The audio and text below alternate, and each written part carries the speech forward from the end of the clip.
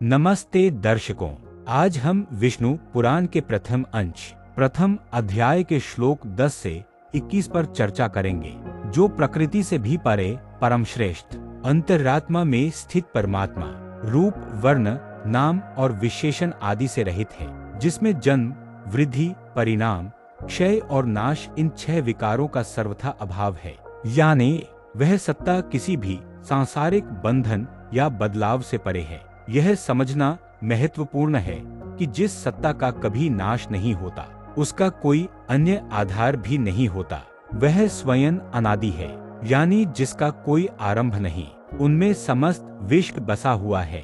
और इसीलिए ही हम जिसको वासुदेव कहते हैं, वह नित्य है, अजन्मा है, अक्षय है, एकरस है, और किसी भी गुण या अभाव के कारण उसका नाश नहीं होता।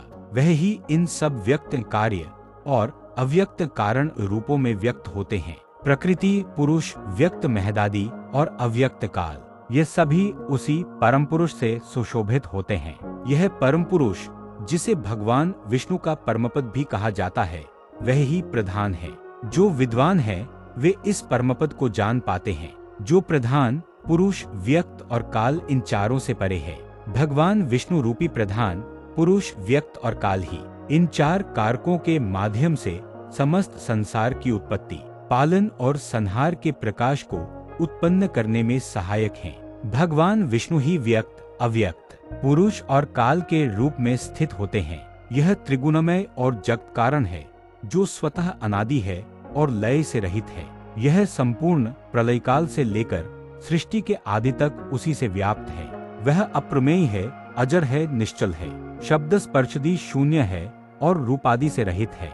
इस प्रकार विष्णु पुराण के इन महत्वपूर्ण श्लोकों के माध्यम से हम देखते हैं कि परम सत्ता, जिसे वासुदेव या विष्णु कहा गया है, वह केवल एक अव्यक्त कारण नहीं है, बल्कि वह सत्स्वरूप भी है। श्रुति के मर्म को जानने वाले मुनिजन इसी प्रधान और सूक्ष्म प्रकृति को ही परम सत्ता मानते हैं। यह सत्ता सब कुछ से परे, आदि और अंत से मुक्त और संपूर्ण ब्रह्मांड का आधार है।